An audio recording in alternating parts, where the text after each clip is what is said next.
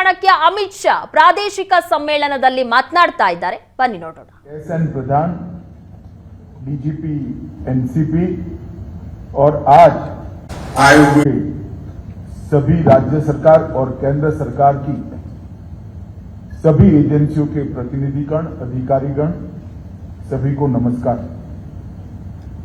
मित्रों, आज की एक बैठक समग्र देश के हर हिस्से में ड्रग के खिलाफ जो लड़ाई मोदी जी के नेतृत्व में भारत सरकार के गृह विभाग ने हाथ में ली है, वो क्षेत्रीय बैठक की परंपराओं का एक हिस्सा है।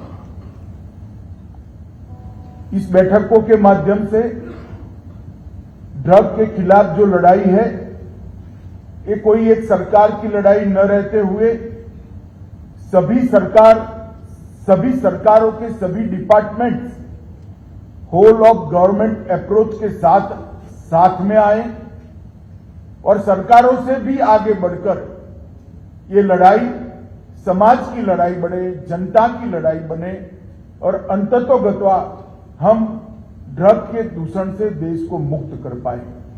यही इस बैठक का उद्देश्य। ड्रग, ये हम सब जानते हैं, व्यक्ति, समाज और देश के लिए एक ऐसा नासूर है कि जिसको समय रहते कंट्रोल न किया गया हो तो फिर वो कंट्रोल में आना असंभव हो जाता है। इसलिए हमने आजादी के अमृत महोत्सव के वर्ष में भारत सरकार के गृह विभाग ने नशा मुक्त भारत का एक लक्ष्य सिद्ध किया है। मोदी जी ने हमारे सामने ड्रग फ्री सोसाइटी का लक्ष्य रखा है और हम सब ने इसको साथ में लेकर एक साझा प्रयास से इसको आगे ले जाना है। प्रधानमंत्री जी ने 2047 तक प्रमुखतः 2 लक्ष्य देश की जनता के सामने रखे हैं। एक, 2047 में जब देश की आजादी की शताब्दी मनाई जाए, ये राष्ट्र संपूर्ण विकसित राष्ट्र हो और 2025 तक ये देश $5 ट्रिलियन की इकोनॉमी बने। ये दोनों लक्ष्यों को अगर हमने तय करना है तो ड्रग फ्री सोसाइटी इसकी बुनियादी जरूरियात है और इसके खिलाफ जो लड़ाई है, कोई एक सरकार, कोई एक डिपार्टमेंट लड़ेगा तो हम सफल नहीं हो पाएंगे। देश की सारी सरकारों ने साथ में मिलकर आके लड़ना पड़ेगा। देश की सभी सरकारों के सभी विभागों ने एक साथ मिलकर ये लड़ाई लड़नी पड़ेगी और इससे आगे ले जाकर ये लड़ाई को घर घर की लड़ाई, जन जन की लड़ाई बनाने की दिशा में हमने आगे बढ़ना पड़ेगा। जहां तक सरकारी डिपार्टमेंटों का सवाल है, होम डिपार्टमेंट की, हर सरकार के गृह विभाग की प्राइमरी रिस्पॉन्सिबिलिटी तो है ही, मगर इसके साथ रेवेन्यू की भी रिस्पॉन्सिबिलिटी है, सोशल वेलफेयर डिपार्टमेंट की भी रिस्पॉन्सिबिलिटी है, एजुकेशन डिपार्टमेंट की भी रिस्पॉन्सिबिलिटी है और कल्चर डिपार्टमेंट की भी रिस्पॉन्सिबिलिटी। ये सारे डिपार्टमेंट हेल्थ विभाग के साथ जुड़कर जब ये अभियान को आगे बढ़ाते हैं, तभी हमारा अभियान गंतव्य को सिद्ध करने की दिशा में आगे बढ़ पाएगा। विगत 4 साल से हमने इस अभियान को अलग डायमेंशन खड़े करने का प्रयास किया है। हमें एडिक्शन में एडिशन न हो, इसको लक्ष्य रखते हुए एडिक्शन के एलिमिनेशन के खिलाफ एडिक्शन के एलिमिनेशन के तरफ ध्यान दिया है। इसके लिए ड्रग का डिटेक्शन, नेटवर्क का डिस्ट्रक्शन, कल्प्रिट का डिटेंशन और एडिक्ट का रिहेबिलिटेशन, ये 4 प्रमुख स्तंभों पे हमने हमारी कार्य योजना बनाई।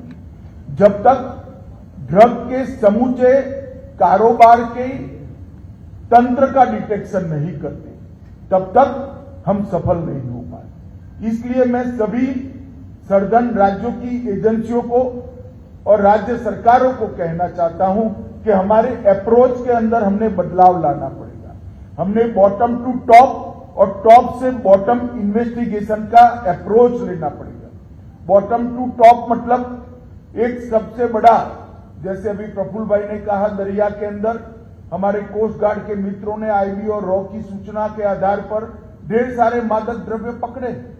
तो वो एक इंडिविजुअल केस नहीं है, वो देश में कहां आना था, आकर छोटी सी छोटी व्यक्ति तक कैसे पहुंचना था। तो वो केस को वहां से पकड़कर इसके संपूर्ण वितरण की व्यवस्था को नष्ट करने तक ले जाए।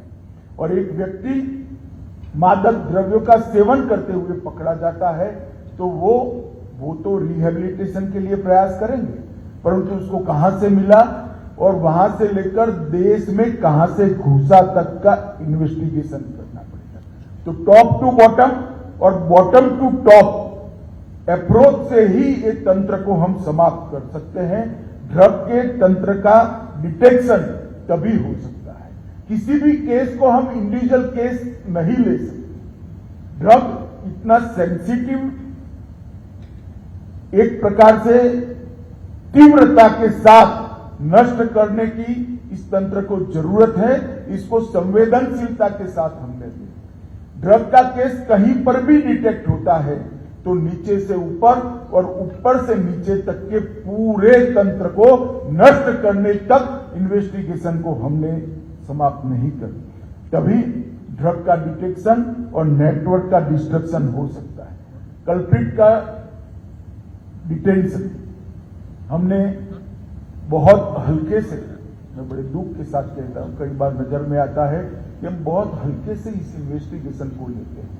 हमारे पास कठोर से कठोर प्रावधान हमारे कानून के अंदर एनडीपीएस एक्ट का उपयोग हम ढंग से नहीं करते।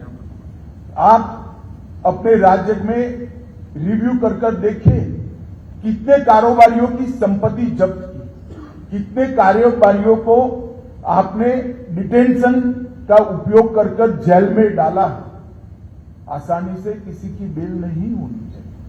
इस केस को सारे इसके एनडीपीएस एक्ट के कठोर से कठोर प्रावधानों का उपयोग करते हुए इसकी रोकथाम करना बहुत जरूरी है।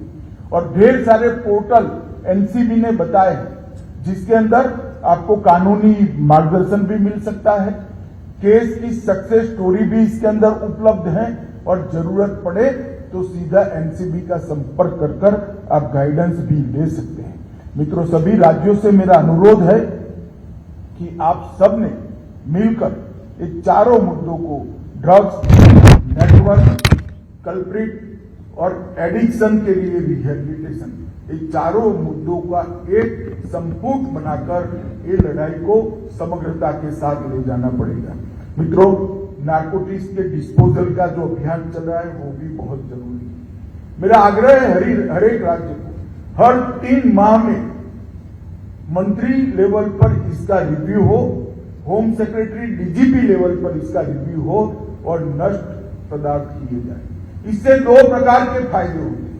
कई बार मादक द्रव्यों को पुलिस की और तंत्र की कस्टडी से चुराने के भी बहुत सारे मामले मेरे पास पत्रों के माध्यम से गृह मंत्रालय तक पहुंचे। तो एक रुकेगा और दूसरा, इससे ये लड़ाई में जोम आएगा, उत्साह बढ़ेगा। लड़ने वाले सभी लेवल के हमारे सहयोगी हैं, उनका उत्साह इससे बढ़ना है। और मुझे इस बात का आनंद है कि हमने 75वीं आजादी की वर्षगांठ के अवसर पर 75 दिनों में 75,000 किलो ड्रग को डिस्पोज करने का एक लक्ष्य रखा था। और आज मैं कह सकता हूं कि एनसीबी ने वो लक्ष्य को तो सिर्फ 60 दिनों के अंदर पूरा कर दिया, परंतु अब तक लगभग 5,94,620 अप्रोक्सीमेटली 6 लाख किलोग्राम ड्रग्स को नष्ट करने में हमें सफलता मिली है। ये हम सबकी सहयोग से बहुत बड़ी उपलब्धि है। और आज भी जो मैं ड्रग नष्ट किया गया है इसका मेरे पास पत्रों के माध्यम से गृह मंत्रालय तक पहुंचे। एक तो एक रुकेगा और दूसरा, इससे ये लड़ाई में जोम आएगा, उत्साह बढ़ेगा। लड़ने वाले सभी लेवल के हमारे सहयोगी हैं, उनका उत्साह उससे बढ़ना है। और मुझे इस बात का आनंद है कि हमने 75वीं आजादी की वर्षगांठ के अवसर पर 75 दिनों में 75,000 किलो ड्रग को डिस्पोज करने का एक लक्ष्य रखा था। और आज मैं कह सकता हूं कि एनसीबी ने वो लक्ष्य को तो सिर्फ 60 दिनों के अंदर पूरा कर दिया, परंतु अब तक लगभग 5,94,620 अप्रोक्सीमेटली 6 लाख किलोग्राम ड्रग्स को नष्ट करने में हमें सफलता मिली है। ये हम सबकी सहयोग से बहुत बड़ी उपलब्धि है। और आज भी जो मैं ड्रग नष्ट किया गया है, इसका मूल्य 8,400 करोड़ से 8,400 करोड़ से भी ज्यादा है। मित्रों, ये बहुत बड़ी हम सबकी साझा उपलब्धि है। मैं सभी राज्यों के तंत्रों को और सभी राज्यों की चुनी हुई सरकार को, भारत सरकार की ओर से, देश के प्रधानमंत्री जी की ओर से बहुत बहुत बधाई देना चाहता हूं। कोऑपरेशन, कोऑर्डिनेशन और कोलैबोरेशन, ये 3 सूत्र के आधार पर ही ये लड़ाई को हम होल ऑफ गवर्नमेंट अप्रोच के साथ लड़ सकते हैं।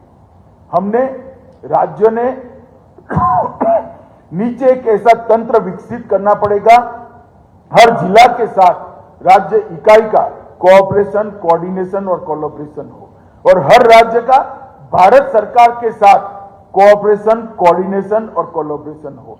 और विद इन गवर्नमेंट जो 6 डिपार्टमेंट इसके लिए काम कर सकते हैं, वो 6 के 6 डिपार्टमेंट का कोऑपरेशन, कोऑर्डिनेशन और कोलैबोरेशन हो, वो बहुत जरूरी है। हम सब ने यहां से जाकर ये 3 जो सूत्र है, इसको सरलता से कहूं तो संस्थागत संरचना की मजबूती करना, सभी नार्को एजेंसियों का सशक्तिकरण करना और विस्तृत जागरूकता अभियान, इसके लिए हमने प्रयास करने पड़ेंगे।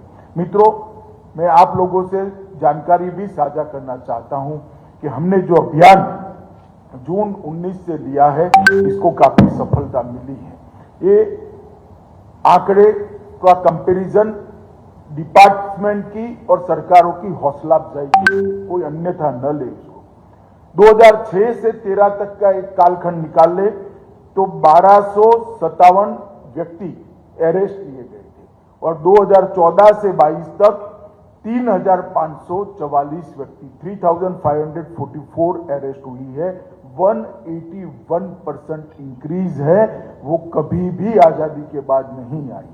कुल अरेस्ट में अंदर ये कुल मामले हैं, और अरेस्ट के अंदर पहले 1363 अरेस्ट हुए थे, 1363, और अब 5,408 अरेस्ट हुए हैं। अरेस्ट में अप्रोक्सीमेटली 300% की वृद्धि है। मामले, केस रजिस्टर करने में 181% की वृद्धि और अरेस्ट में 296% की वृद्धि। और सीज ड्रग का जहां तक सवाल है, 6 से 13 में 1.52 लाख केजी ड्रग सीज हुआ था, परंतु 14 से 22 में 1.52 लाख से बढ़कर 3,73,373 लाख केजी ड्रग को हमने सीज किया है। ये लगभग 2 गुना है, 100% इंक्रीज है। और इसकी क्वालिटी के बारे में आपको इसकी कीमत से ही मालूम पड़ेगा। 2006 से 13 में जो ड्रग सीज हुआ था, इसकी वैल्यू थी 786 करोड़, और 14 से 22 में जो ड्रग सीज हुआ है, इसकी वैल्यू है 22,000 करोड़ रुपीस। इससे मालूम पड़ेगा कितने क्वालिटी केस हुए, महंगे ड्रग जब्त किए गए, सिर्फ खाना पूर्ति नहीं हुई, जबकि क्वांटिटी तो बढ़ी है, क्वालिटी भी बढ़ी है। कोकीन, केटामाइन, मेफेड्रॉन जैसी कई सारी महंगे ड्रग्स और सिंथेटिक ड्रग्स की जब्ती में गुणात्मक बढ़ोतरी हुई है। और पिछले 5 वर्षों में भारत सरकार ने 61 नए साइटोट्रोपिक पदार्थों को अधिसूचित किया है। मतलब 61 नए साइकोट्रोपिक पदार्थ को हमने अधिसूचना निकालकर बैन करने का काम किया है। ये बहुत बड़ी उपलब्धि है।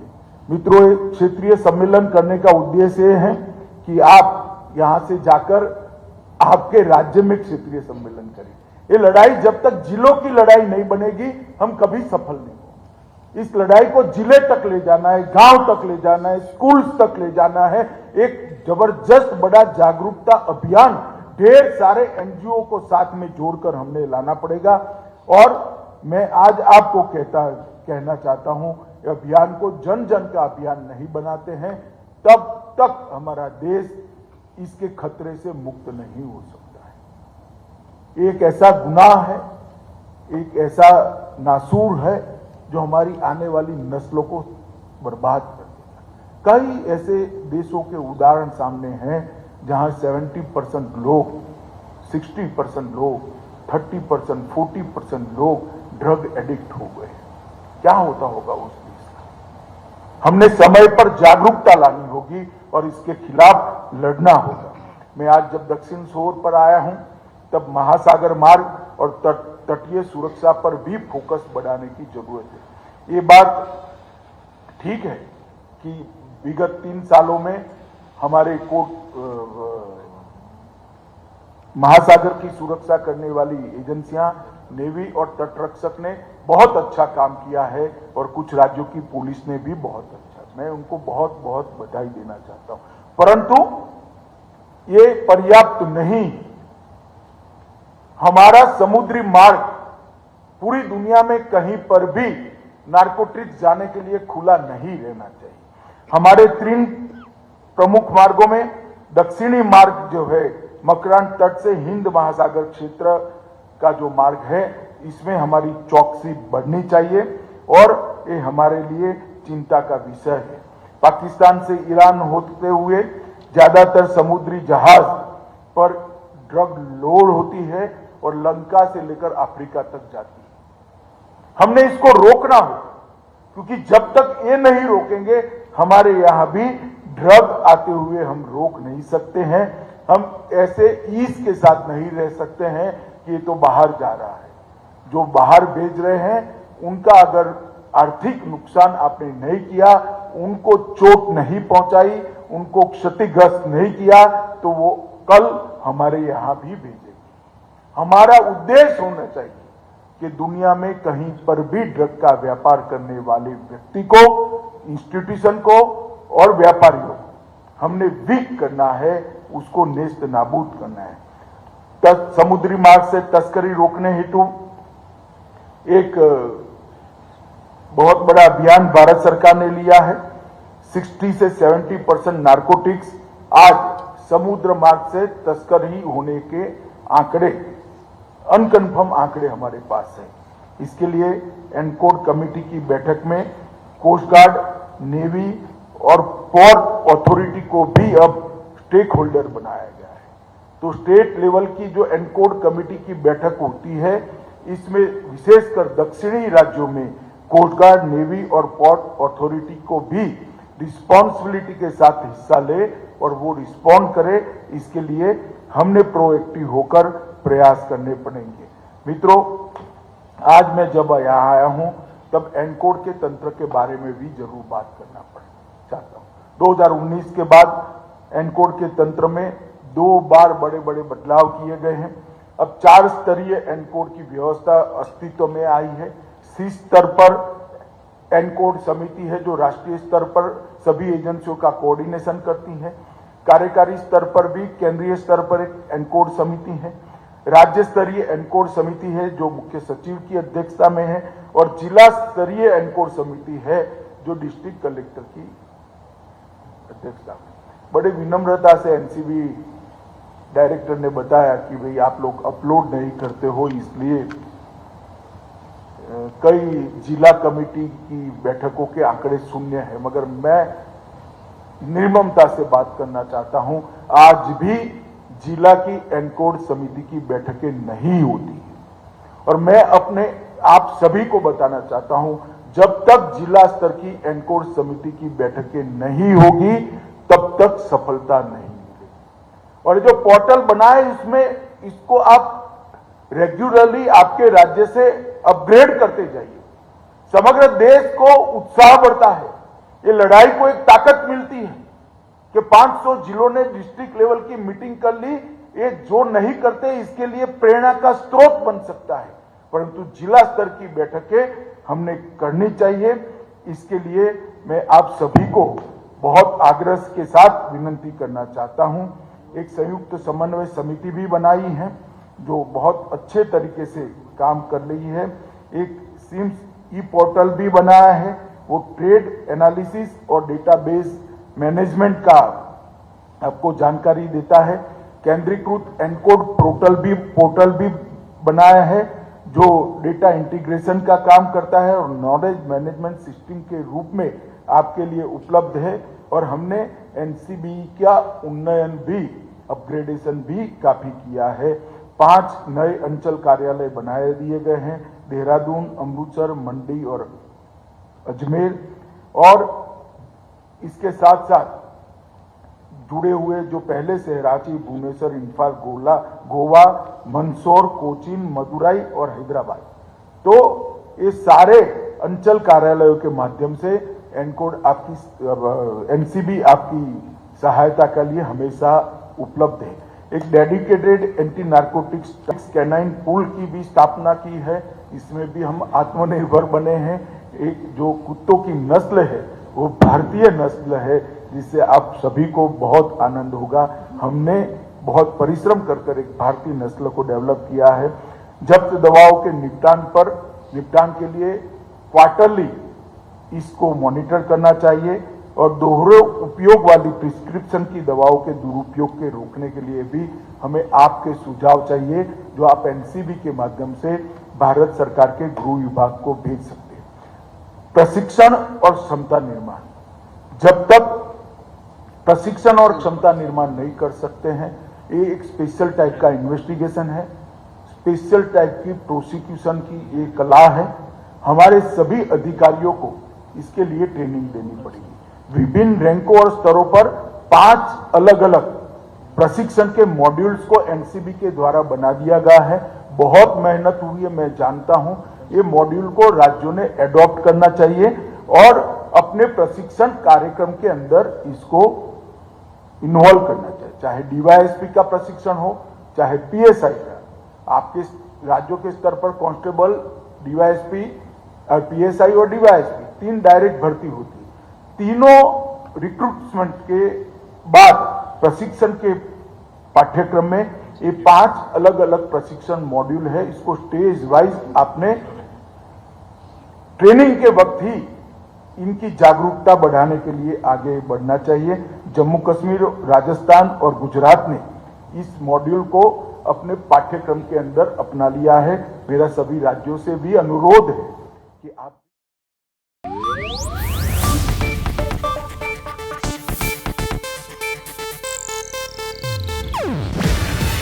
ಇದು ಏಷ್ಯಾನೆಟ್ ನ್ಯೂಸ್ ನೆಟ್ವರ್ಕ್ ಪ್ರಸ್ತುತಿ. ನೀವು ನೋಡ್ತಿದ್ದೀರಾ ಏಷ್ಯಾನೆಟ್ ಸುವರ್ಣ ನ್ಯೂಸ್.